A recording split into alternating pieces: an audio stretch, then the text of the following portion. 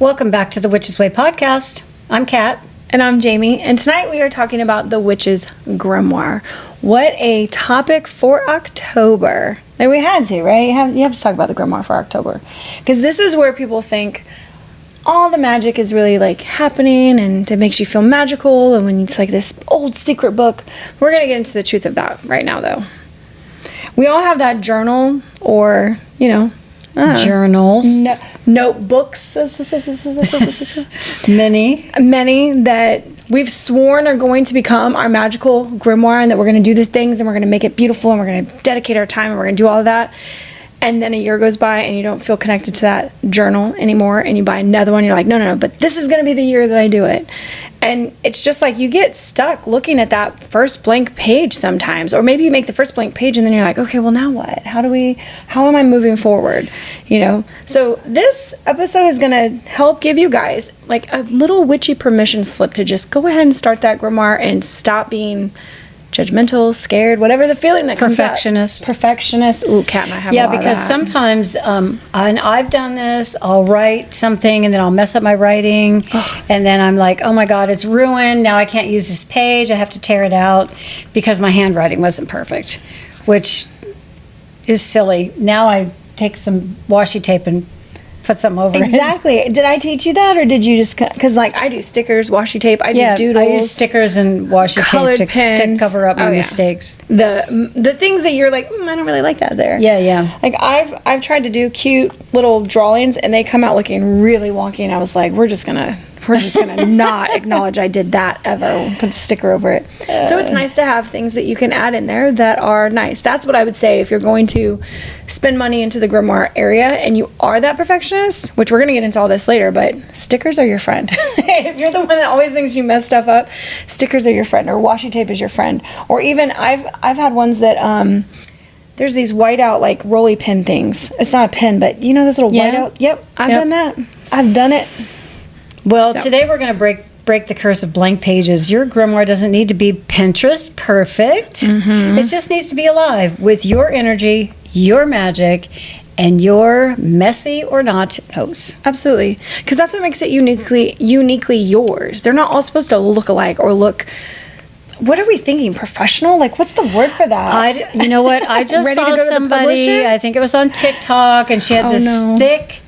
I swear, it was 3 or 4 inches thick, and she's like, oh, look at this, and she's showing it off, and it was impressive, and it had drawings, and like she opened up one page and it was like Mabone across the 2 pages, and there was hand-drawn borders and all this stuff on there. I was like, that is a ton of work. I would not have the patience to do that myself, because it's I wouldn't see. For one thing, my drawing's not that great, but also, like, what's the point of taking that much time to draw on a page? What's the value for you? What's the value for me? Yeah, that's how I would look at it. It's like, I'd rather put some, pictures in there, like cut out from a magazine, or stickers, or washi tape, or anything that I can add to it to give it some flair.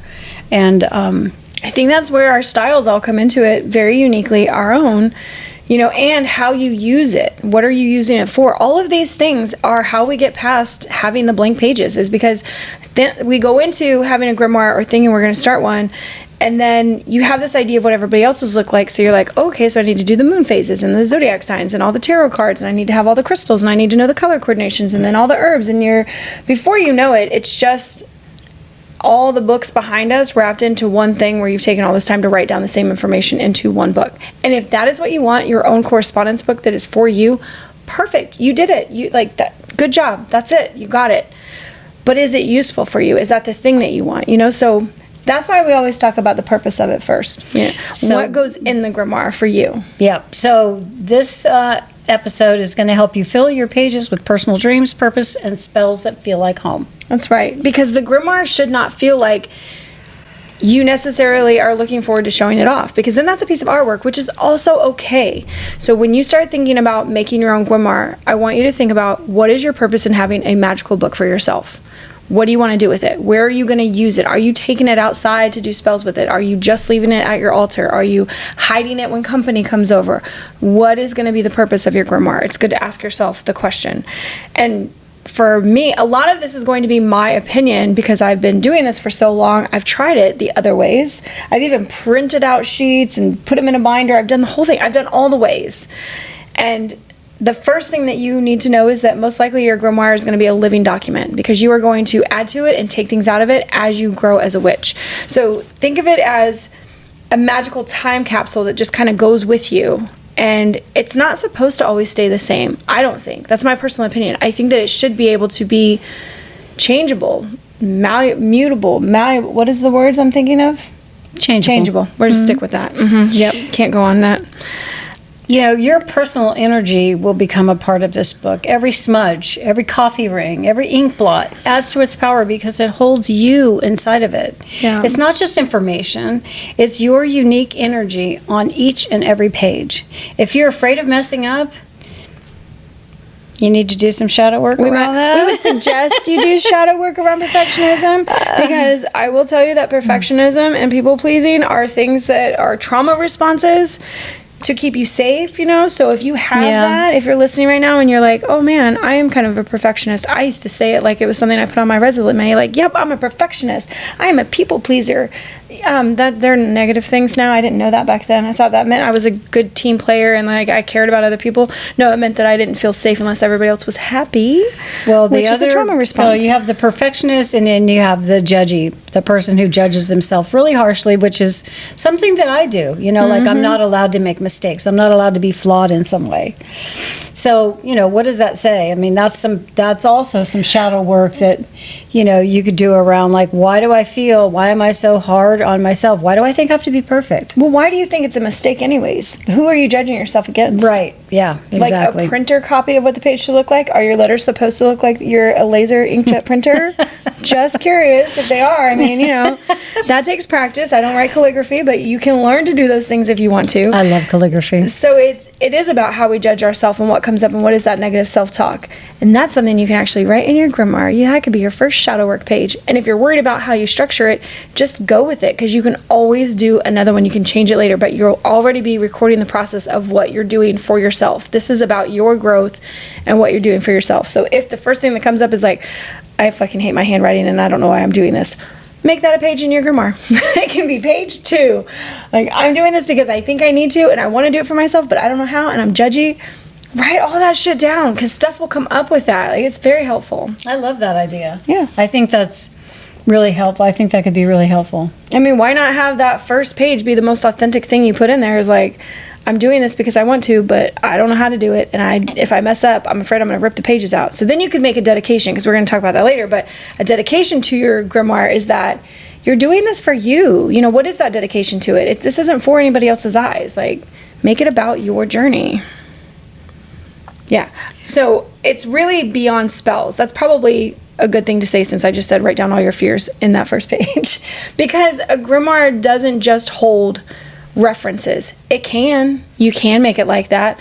But for me, what I have found is most useful is that I don't have a book of shadows and a grimoire, 1 and 2. They are a combination of books that go together because I'm able to write my spell down in the grimoire, and then I'm able to write down how I feel and what went well in the shadow work around that in the grimoire, also on like the next page of how that went or how I felt about it or things I would do different or why I didn't need the thing. Or what I really like writing down, one of my favorite things is after I write out my whole spell and I plan all my stuff and I get everything together, shit happens during my spell that I'm like, ooh, I want to write that down. Or, you know, I'll see like, I do a lot of my stuff outside and I'll see like birds or a butterfly or a bug or something. I'll be like, ooh, that's going in there. I was like, what did that one mean? So there's things that are going on around me while it's happening. Maybe that happens for you too when you're doing your first spell. Like, I don't know, the power went out and you're like, shit, am I that powerful? I knocked the power out of the house. I mean, the things that can come up for you. So write that down. I think that it should go, I think what makes sense after all these years of practice is that they go together. Yeah, so self-reflection is a good thing to put in here. Your fears, your breakthroughs, the lessons that came from your rituals and your magic, all of these things you can record along with your spells, rituals that you record in your book, because part of the ritual or the spell that you're doing, there's going to be feelings that come up during those.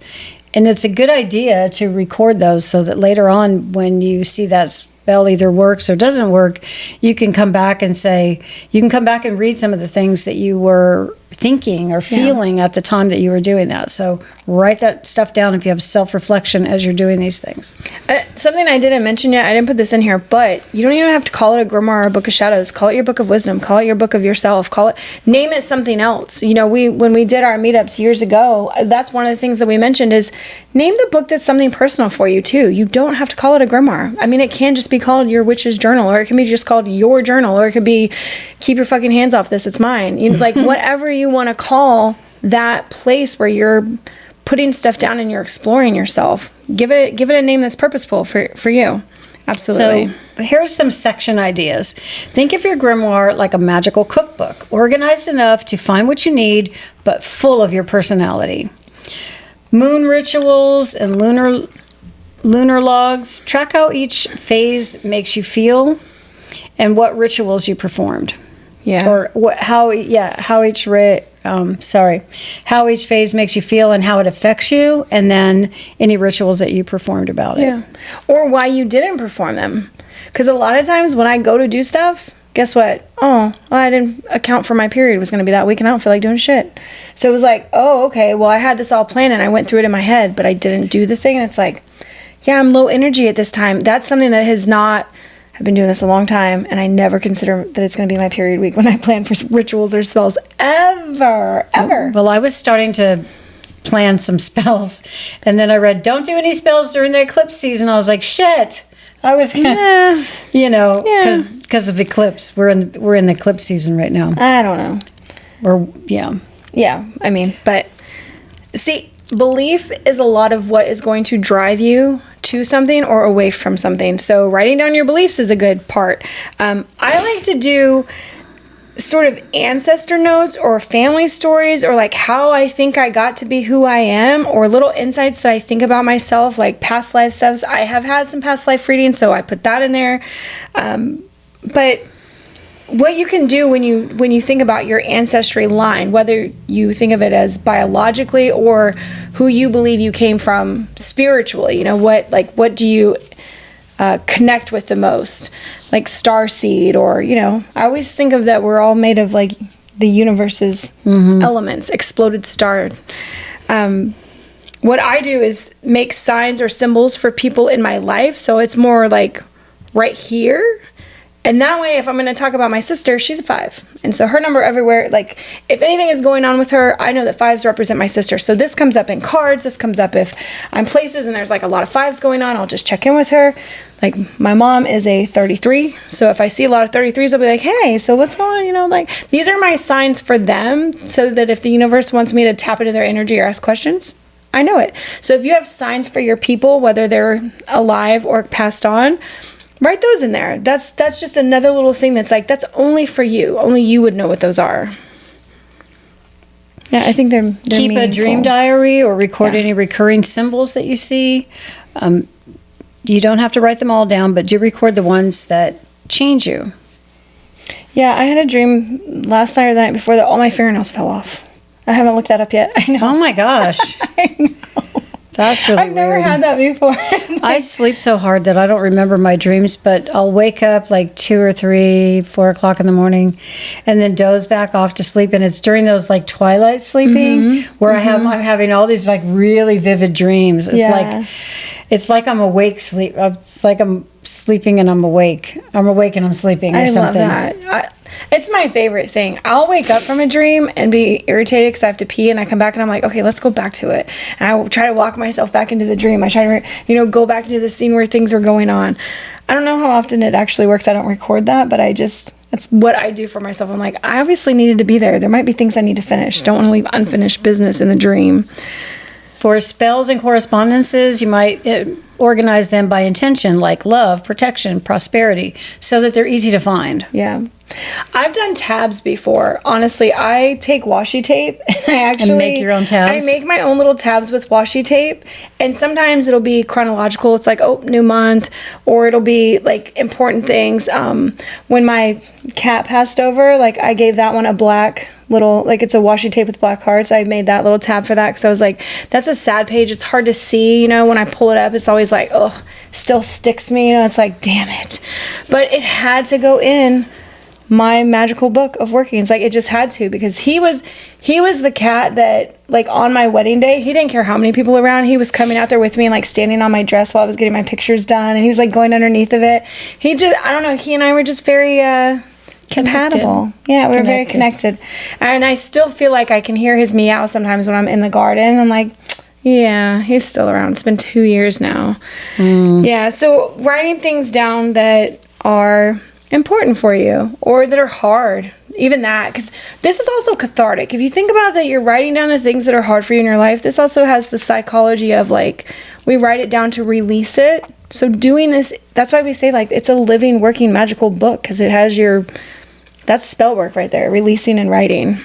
Yeah. Wisdom and quotes from, like, books, poems, songs, fortune cookies. I do, or your own or even just your own revelations that light you up. Yeah, you know, rip things out of magazines. Take fortune cookies paper. Get pictures printed and tape them in. Definitely. Type and print out inspirational quotes. Yeah, like if you're worried about messing up, you type it and then print it out and then tape that shit in there. Like, I've done that before. It just, when I come back to it later, I'm always like, I could have wrote that in. Like, why? What?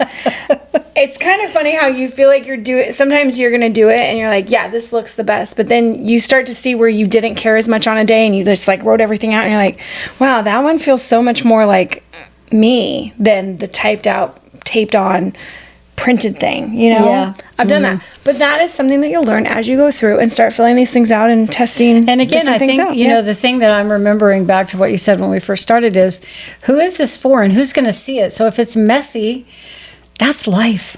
You know, and it's not like you're going to take it out and then you're going to pull out your book and be like, okay, here's my book. And then people are going to grade it or judge you or be like, what is this? Well, and I love that people put their stuff online, but I would love to show you guys in person my stuff, but to put it online for everybody to see, like, no, it is a lot of, I'd have to, like, make everything blurry. You wouldn't even be able to see anything because I'm not going to put my personal notes about my life and my feelings out there for everybody. Internet troll. Yeah, I don't know, for whatever. It's personal in that way. It's not like people couldn't see it. Sure, I can show people. It doesn't bother me, but it's, like, not the internet. I don't know. So if you want a really pretty grimoire that's, like, you know, could be turned into a printed book, that is one way to have a magical associations book that you made from hand, and I think that's still beautiful. I still would almost like that, because I have plants, like my native plants that aren't in these books, that I gave associations to, but they're not written down anymore. I just know them in my head, so I could do that. So if you have things that are personal for you that aren't in books, that's another reason to write down those pages. Absolutely. So I was talking a little bit about the beginning. What? No, I was just going to say, no, go ahead. I was talking a little bit in the beginning about, like, a dedication. You'll see that a lot. And I will say that 9 out of 10 of mine, I don't dedicate, I don't do anything with. I start it and I give it a year and it's like, you know, this is just who you are for right now, and it becomes something else. But when you're nervous about stuff, it can make it feel more personal and better to take this blank book and do, like, a ritual to bless it, and then open your grimoire with, like, a thing. And you can plan that all out if that makes you feel more magical and like it's yours. Because, I mean, sometimes I buy a blank journal at Walmart and I think about, you know, what country it was made in and the people that put it together and, like, all the places it's been until it got to me. And, I mean, sometimes I think of it in that, like, what energy is this carrying right now? And I want it to have my energy. But I do that by sitting with it, writing in it, taking it to the yard, spilling my coffee on it, letting my cat hair get in it. I don't know, just, you know, whatever. So before you even write a single word in it, here is something that you can do to, like, anoint, bless, dedicate, whatever you want to call it. But devote this book to be your magical tool. To cleanse it, you can pass it through incense smoke. You can sprinkle it with moon water. You can knock on it 3 times like people do with tarot cards to just be like, hey, we're together. This is it. And to clear out any stagnant energy that you think might be there, or to invite your own energy into the book. Then you can dedicate by saying something out loud, or you can write it in there, and you can type it up and print it and tape it in there if you want to. But this book is my sacred space, here my magic lives and grows. So that's a dedication to give the book purpose. Like, what is it for? What are you going to use it for? And then to charge it, like when I think about charging it, it's because I take it everywhere with me. So it's sort of one of those things like, do people still say when you take your tarot cards everywhere with you when you first get them? Do you ever see that anymore? Oh, no. I sleep with them under my pillow when I first get them. We carried them in our bags all the time. Mm-hmm. Like, they stayed near our person for a long time. I put them under my pillow and left them there for like a week. And the last time I bought, or each time I buy a new deck of cards, that's what I do. So, so that we get to know each other. I would never do that. Yeah. I don't know why. I feel like that would really bother me to know it's under my pillow. Well, maybe they're under the other pillow, but not my pillow. Or the pillow that's behind me. Just knowing they're tucked in the bed, I feel like I'm going to like fling them out or lose them. It just wouldn't make me feel... No, they're in their box. Oh, yeah, I guess so. They're still in their box. So to charge it, think about how you would charge something else. But for me, it's like I hold something close to my body and I imagine my energy wrapping around it. So like my heart energy. So I could imagine it being green for the heart chakra, or it could be pink and red and just like love energy surrounding it. You can also envision a golden light passing through it so that it's just like, this is spiritual work, golden or purple, whatever color you connect to spiritual work or sort of divinity. You know, the divine goddess is like, she's seeing what you're doing right now and dedicating this book to be your sacred space. And then by making your first mark in the book, you could design your own sigil. You could do that. I start with a year. Like, I'm very practical. It's just like 2024, 2025, 1999. Like, it was just the year. That's how I dedicated. I was like, you're this year. You're current. This is what's happening. But you can, do pressed flowers. You could put something in it that is really symbolic. In the last one that I just started, I got dried herbs and Mod Podged them onto the front page. Mm-hmm. And that was the first time I ever did that. And I was like, ooh, I like that.